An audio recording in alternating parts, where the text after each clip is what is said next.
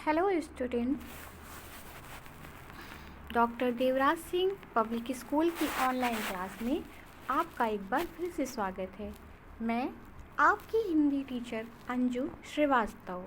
बच्चों, पहले के वीडियो में हमने पार्ट 2 तीर्थ तिलोनिया नामक पाठ को पढ़ा, जिसके बारे में हमने अभी तक ये जाना कि तिलोनिया राजस्थान का एक छोटा सा गांव है, जहां पर एक स्वयंसेवी संस्था चलती है, जिसका गठन बंकर राय नाम के एक व्यक्ति ने 1972 ईस्वी में किया था। उस संस्थान का गठन उन्होंने सरकार से 45 एकड़ सरकारी ज़मीन को लेकर किया था।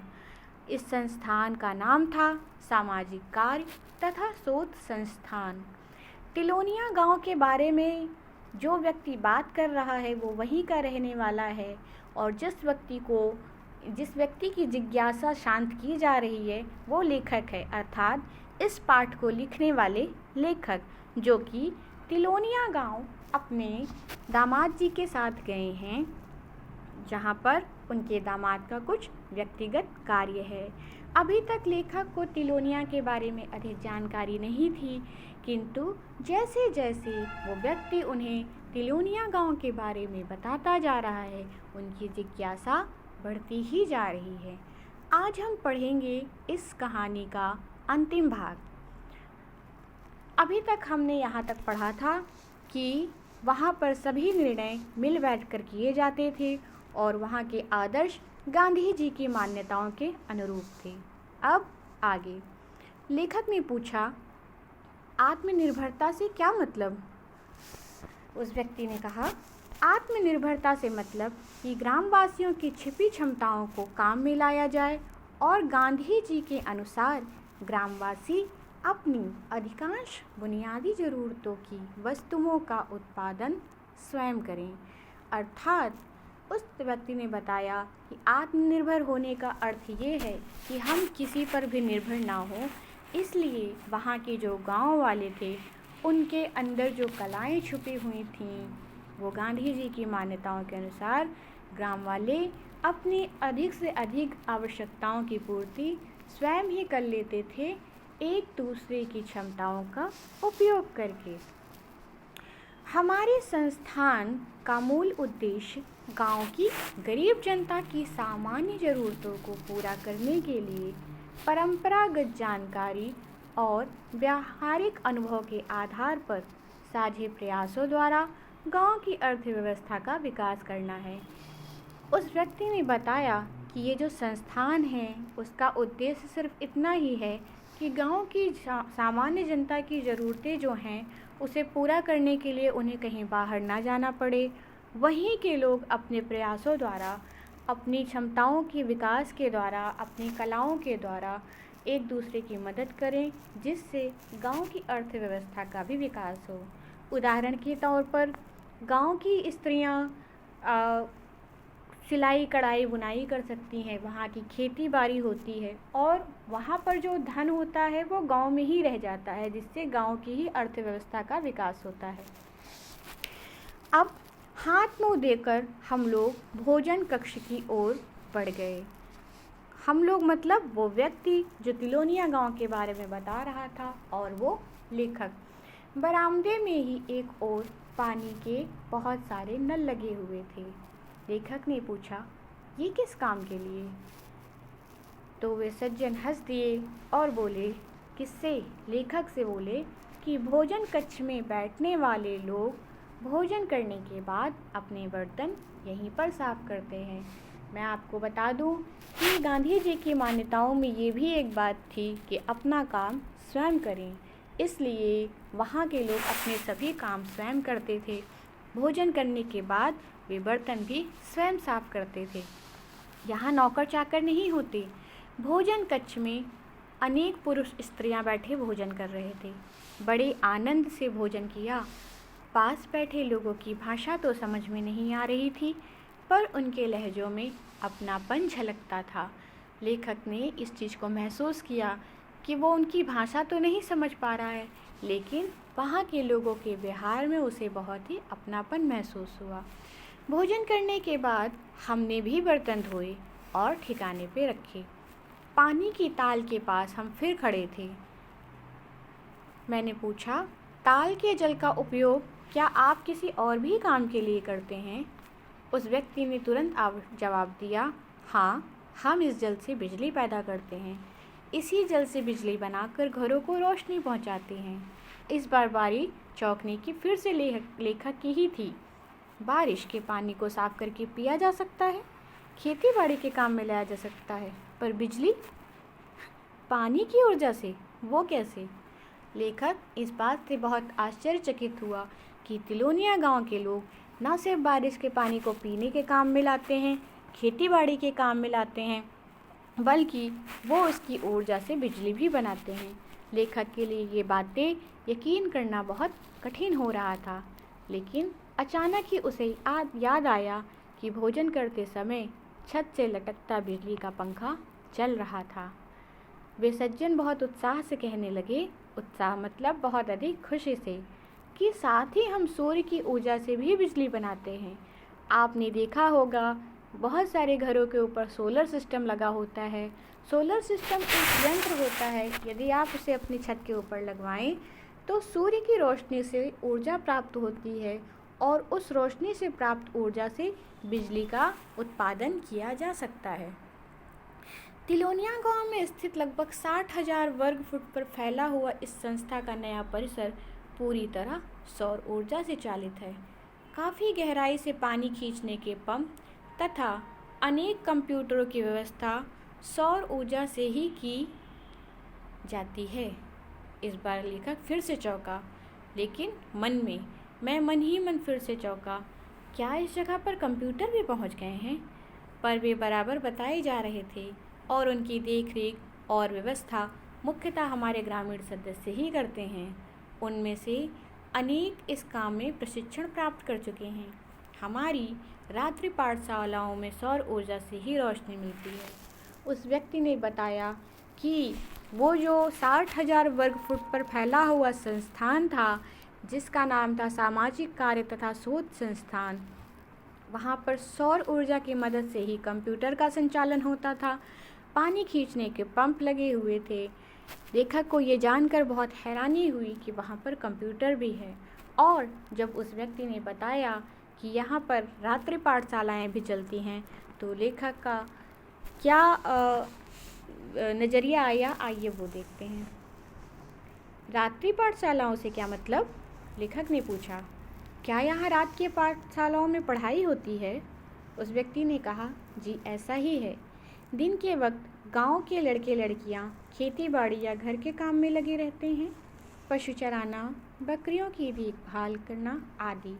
शाम होने पर वे लोग पाठशाला में पहुंच जाते हैं।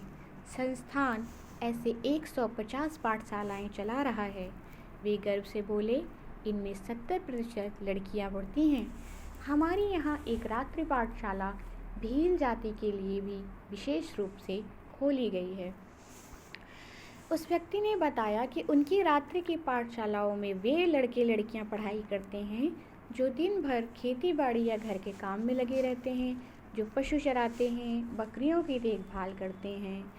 और साथ ही उन्होंने ये भी बताया कि उन रात्रि पाठशालाओं में 70% लड़कियां हैं और एक पाठशाला उन्होंने वहाँ की विशेष जनजाति भील जाति के लिए भी खोली थी। भील एक जनजाति है जिसे आदिवासी जनजाति में भी गिना जाता है। अब अर्धगोलाकार गुंबद, अर्धगोलाकार मतलब जो आधा गोल हो, गुंबद वाले छोटे से भवन के निकट ही मुझे एक चबूतरा सा नज़र आया, जो बहुत ऊंचा तो नहीं था, पर मुझे लगा जैसे वो नाटक खेलने का मंच है। किसी भी नाट्यगृह का मंच मुझे चुंबक की तरह खींचता है।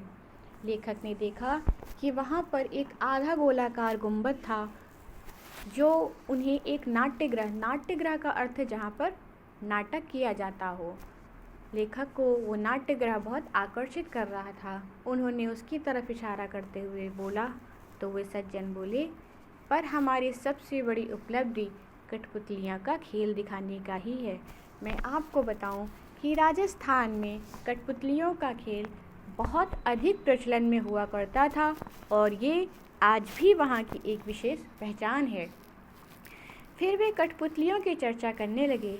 कठपुतलियों का तमाशा मात्र मनोरंजन का ही माध्यम नहीं है, वह प्रचार प्रसार का, विचार विमर्श का और अधिक सक्षम माध्यम है। उन्होंने बतलाया कि वो कठपुतलियों के तमाशे से सिर्फ मनोरंजन नहीं करते, अपितु ऐसे विषयों को भी उठाते हैं जिनसे सामाजिक मुद्दों पर लोगों का ध्यान आकर्षित किया जा सके। गाँव में जहाँ से शिक्षा से वंचित लोग रहते हैं, वहाँ कठपुतलियों के तमाशे के दौरान ही देखने वालों के बीच बहस चल पड़ती है। कठपुतलियों के तमाशे में राजा रानी की प्रेम कहानी नहीं सुनाई जाती, बल्कि इनके द्वारा ग्रामीण जीवन से संबंध अनेक मसलों पर विचार विनिमय कर सकते हैं। इस कहानी में अभी तक हमने ये समझा कि राजस्थान के उस छोटे से गांव तिलोनिया में सौर ऊर्जा से संचालित विद्यालय थे, रात्रि पाठशालाएं थी, कंप्यूटर चलते थे, पानी से खींचने के यंत्र बनाए गए थे, बहुत सारे नल लगे थे रसोई घर के अंदर जहाँ पर लोग अपना काम स्वयं करते थे, भोजन करने के बाद बर्तन स्वयं धुलते थे। अभी तक हमने संस्थान के बारे में जितनी भी बातें जानी और समझी, उससे ये साबित होता है कि तिलोनिया गांव के लोग अत्यधिक आत्मनिर्भर थे और उनमें बहुत अधिक परिश्रम की ललक भी थी। हम संस्थान के विभिन्न भागों का दौरा कर रहे थे। चलते चलते हम संस्थान के पुस्तकालय में जा पहुँचे।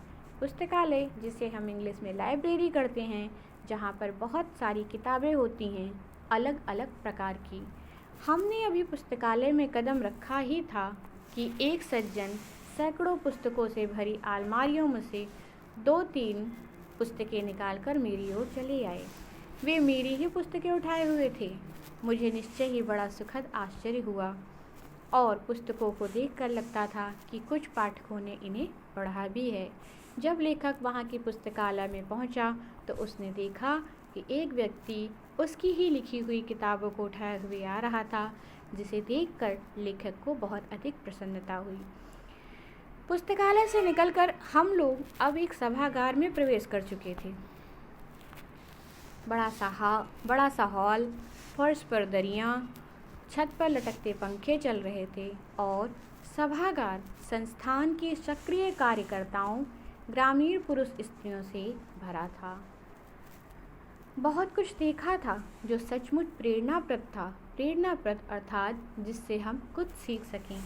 अपने कमरे की ओर ले जाते हुए संस्थान के प्रतिनिधि मुझे संस्थान की मूल अवधारणाओं के बारे में बता रहे थे। यहाँ काम करने वाले अधिकतर लोग गांव के ही हैं, जिन्होंने 5वीं कक्षा से लेकर 12वीं कक्षा तक की तालीम अर्थात शिक्षा पाई है। यहाँ सभी बराबर हैं, सभी को मान्यता मिली है, परंतु यदि प्राथमिकता दी जाती है तो गरीब ग्रामीणों को, स्त्रियों को और निम्न जाति अर्थात छोटी जाति का अर्थ यहाँ जात छोटी नहीं, जो गरीब हैं, जो सक्षम हैं, अर्थ ये है। इस संस्थान को अंतर्राष्ट्रीय संस्था आगा खां फाउंडेशन द्वारा बहुत बड़े पुरस्कार से सम्मानित किया गया है। दिल्ली की ओर हमारी जीप बढ़ने लगी है। तिलोनिया पीछे छूट चुका है, पर बार बार मन में एक ही वाक्य उठता है कि तिलोनिया का भविष्य और भी अधिक उज्जवल हो। देश में एक नहीं, 20 सैकड़ों तिलोनिया उठ खड़े हों। हमने देखा कि तिलोनिया जैसे छोटे गांव में भी सीमित संसाधनों में भी लोगों ने वर्षा के पानी से तालाब बनाया, वर्षा के पानी से बिजली बनाई, वर्षा के ही पानी को संचय कर उससे खेती बाड़ी की और वर्षा के पानी को ही साफ करके उसे पीने लायक बनाया।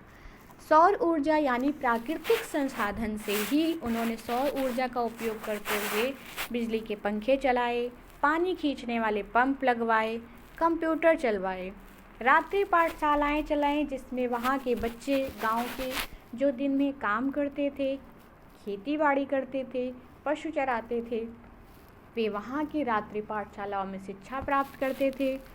जहाँ पर उन रात्रि पाठशालाओं में 70% लड़कियाँ थीं। साथ ही वहाँ की भील जनजाति के लिए एक विशेष विद्यालय भी था।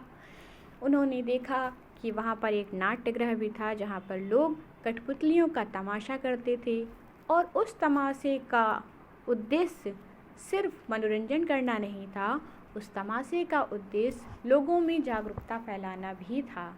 वहाँ पर एक पुस्तकालय भी था जहाँ पर बहुत सारी पुस्तकें थीं, साथ ही लेखक की लिखी हुई पुस्तकें भी थीं। इन सब के अलावा जो सबसे महत्वपूर्ण बात थी कि वहाँ पर सभी समान थे, सभी का काम बटा हुआ था और सभी के बटे हुए काम एक रूप से महत्वपूर्ण थे। ना किसी का काम छोटा था और ना किसी का काम बड़ा था। उस पूरे संस्थान को आगा का फाउंडेशन द्वारा एक बहुत बड़ा पुरस्कार दिया गया था और वो पूरा संस्थान गांधी जी की मान्यताओं को लेकर चलता था, अर्थात आत्मनिर्भर बने, सत्यवादी बने, एक निष्ठ बने। बच्चों, आज ये पार्ट 2 यहीं पर समाप्त होता है। इस पाठ से जुड़े हुए प्रश्नोत्तर, शब्दार्थ और अभ्यासकार आपको दिए जाएंगे। आप उन्हें पढ़िएगा, सॉल्व करने की कोशिश कीजिएगा। जो आपको समझ में नहीं आए आप उन्हें अलग से लिख के रखिएगा। विद्यालय खुलने पर हम उस पर पुनः चर्चा करेंगे। धन्यवाद।